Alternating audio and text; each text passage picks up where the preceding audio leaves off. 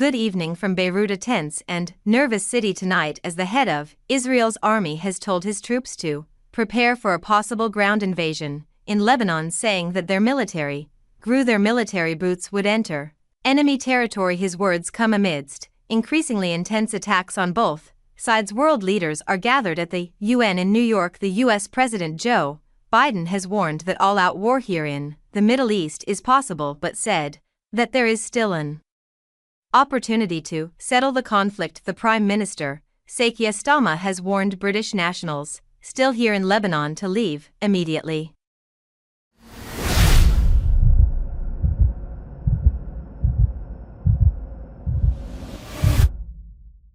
But Israel has hit more than 2,000 Hezbollah targets here in Lebanon over the last few days. Waves of airstrikes hitting rocket launchers, weapon storage sites and other infrastructure. Today, at least 51 people are reported to have been killed here in Lebanon and more than 200 injured. The UN says over 990,000 people have been forced from their homes since Monday, while meanwhile Hezbollah has expanded its attacks targeting Israeli civilian and military sites. These included, for the first time, an attempted ballistic missile strike on Tel Aviv intercepted by Israel. Well, tonight we'll bring you the very latest from our senior international correspondent Ola Garin, who's in the southern Lebanon city of T. We'll also get analysis from our international editor Jeremy Bowen, who joins us live from Jerusalem. But we begin in northern Israel and our correspondent Paul Adams is there.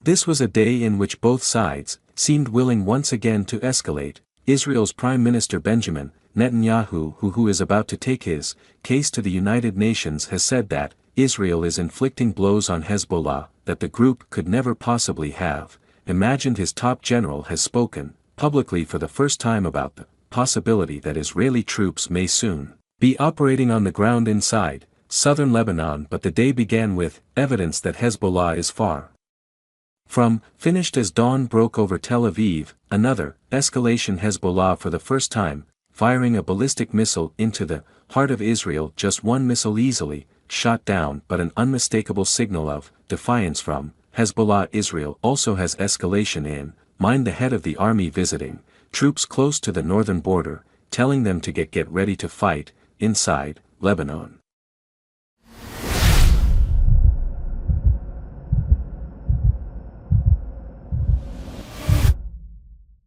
We're preparing the process of a maneuver, which means that your military boots will enter enemy territory, enter villages that Hezbollah has prepared as large military outposts.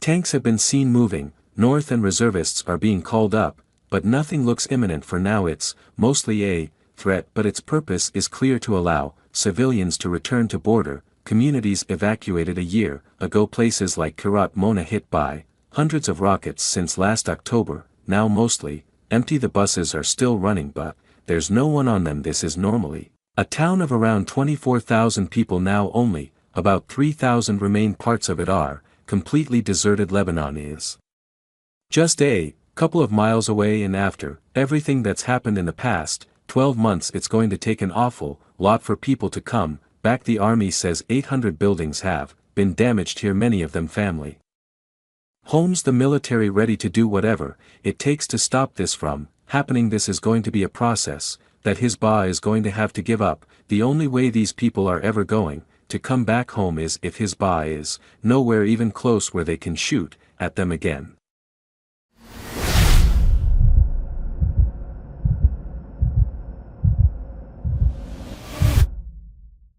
As we prepare to leave Kiryat Mona, another reminder of the Hezbollah still poses. Israel's air defenses are formidable, but the rockets keep coming, and tonight threats from another direction. Pro-Iranian militias in Iraq claiming a drone attack on the southern port city of Eilat without a ceasefire in Gaza. This all looks destined to continue.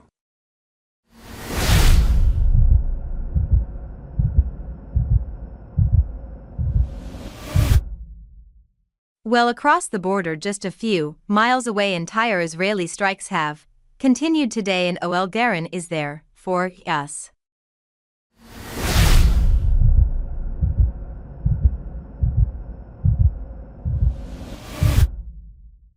From early morning until late tonight, Israel has continued pounding targets here. About 60 locations have been hit in the course of the day now.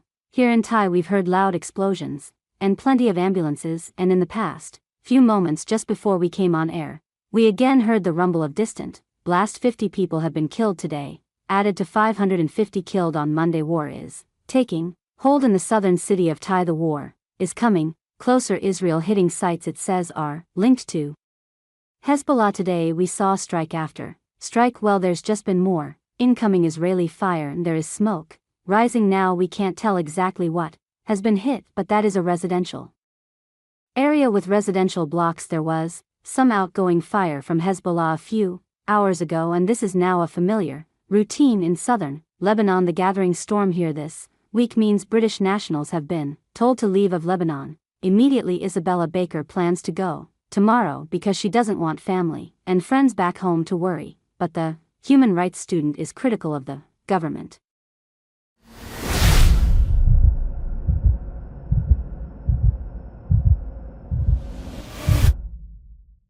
100% think the UK government should be doing a lot more, and of course it has to worry about his citizens. I understand that, but I think there are priorities, and we wouldn't have to leave if it weren't for the fact that Israel is bombing this country.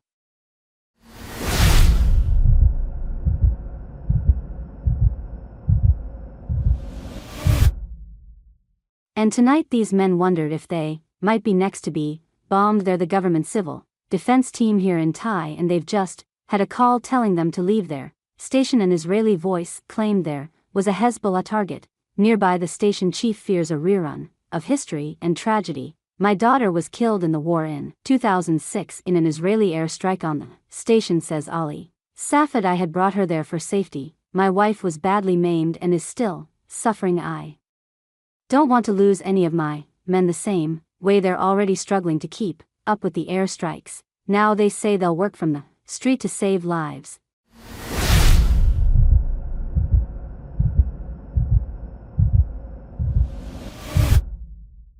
Thanks for watching this video.